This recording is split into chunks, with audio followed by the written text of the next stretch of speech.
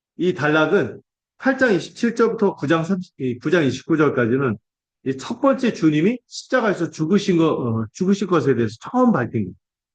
그리고 두 번째 단락이 9장 30절부터 10장 32절까지가 두 번째 예수님이 십자가에서 죽으실 걸 말씀하시고 나서 벌어지는 일들이고, 여기서 또 중요한 교훈이 펼쳐집니다. 또 마지막 세 번째 10장, 거기서부터 마지막으로 예수님 십자가에서 죽으실 걸 제자들에게 말씀하시고 거기서 벌어지는 일들이 있어요. 제가 큰 타이틀만 얘기할게요. 멱살잡이. 이게 첫 번째 십자가 비밀을 듣고 나서 제자들이 보인 반응이죠. 두 번째, 뭔지 아세요? 서열 다툼. 이거 다음 주에 다룰 건데, 예, 서열 다툼이 있고, 그 다음에 뭐도 있어요? 패거리주의 또는 폐쇄적인 집단 위기주의. 이게 나타난 제자들에게. 이 제자들이 극복해야 될 모습을 계속 교훈해 주시는 거죠. 그리고 어린아이, 이런 작은 자들을 멸시하는 모습. 이런 것들을 교정해 주십니다. 그리고 세 번째 고지에서는, 그 유명한 어떤 문제가 있어요? 제자들? 이게 다 무슨 문제? 바리새인으로 헤롯의 누룩이 변형된 문제로 나타나는데, 인사청탁. 아시죠? 엄마 데리고왔고, 나중에 예수님이 영광의 자리에 갈 때, 오른쪽, 왼쪽에 앉혀주세요. 예수님이 고난에 대해서 난 너희들 위해서 죽으러 간다. 이 얘기할 때마다 제자들이 여지없이 이상한 멱살잡이. 그 다음에 뭐라고? 서열다툼. 그 다음에 인사청탁에 이르는 이상한 전문용어를 쓸게 지랄을 합니다. 근데 거기에 대해서 주님이 교정이 있어요. 이 멱살잡이하고 반항하는 제자들에게는 이 길만이 이 귀신 들린 현상, 죄와 사망의 권세를 치유하고 회복할 수 있는 유일한 길임을 알려주신. 나머지는 다음 주에 투비 컨티뉴 하겠습니다. 자, 오늘 말씀을 정리해 볼게요. 여러분, 우리가 갖고 있는 믿음에 대해서 한번 오늘 본문을 통해서 점검할 수 있으면 좋겠습니다. 우리는 십자가의 복음에 대해서 정말 제대로 알고 반응하는 자입니까? 혹시 제자들이 빠져 있고 마음이 굳어 있다, 마음이 둔하다 이런 것처럼 온전한 믿음이 아닐 수도 있어요. 뭐 때문에? 바리새인의 누룩, 헤롯의 누룩. 그 문제를 우리가 극복할 수 있도록 주님이 우리에게 뭐를 행하시도록? 두 번의 안수를 행하시도록 은혜를 구할 수 있습니다. 그래서 이 귀신 들린 아이의 아버지가 외쳤던 것처럼 뭐라고 외쳐요? 주여 믿나이다. 나의 믿음 없음을 도와주세요. 그때마다 주님이 여지없이 안수를 행하실 것입니다. 능력을 행하실 것입니다. 이것을 믿는 우리가 되었으면 좋겠습니다. 두 번째로 우리 주님이 우리를 구원하시는 그리스도일 뿐만 아니라 우리에게도 왕으로서 십자가의 길을 따르라고 요구하시는 우리의 로드, 주님이신 것도 우리가 정말로 믿고 제자의 길을 따라갈 수 있는 우리 모두가 될 수 있으면 좋겠습니다. 이걸 놓고 또 마지막으로 이걸 놓고 우리가 늘상 한대 믿음을 구하고 기도함으로 이 하늘의 능력, 회복의 능력을 맛보는 우리 모두가 되기를 간절히 소망합니다. 기도하겠습니다. 하나님 아버지, 우리가 믿는 복음에는 영광도 있지만 배척받고 고난받는 현실이 있음도 우리가 직시할 수 있기를 바랍니다. 우리가 믿는 복음이 사람의 교훈, 사람의 비위로 맞추는 사람의 전통이 아니라 하나님의 복음이기 때문입니다. 자기 의와 세속적 탐욕을 부추기는 이 사람의 교훈과 달리 우리가 믿는 복음은 하늘의 은혜를 구하고 자기 부인을 통한 참된 구원을 말하기 때문에 이 복음이 환영받지 않고 때로는 외면당하는 것 같습니다. 그러나 주님, 우리는 이 복음의 비밀을 아는 자에게 값비싼 보화를 발견한 것처럼 주님을 따르기로 작정하고 비용 계산할 수 있는 우리 모두가 되도록 주시옵소서. 베드로처럼 반발하고 또 우리가 다른 엉뚱한 기대로 헤맨다 할지라도 주님이 우리에게 행하시는 두 번의 안수를 통하여 은혜를 얻고 살아가는 우리 모두가 되도록 주님 붙들어 주시옵소서.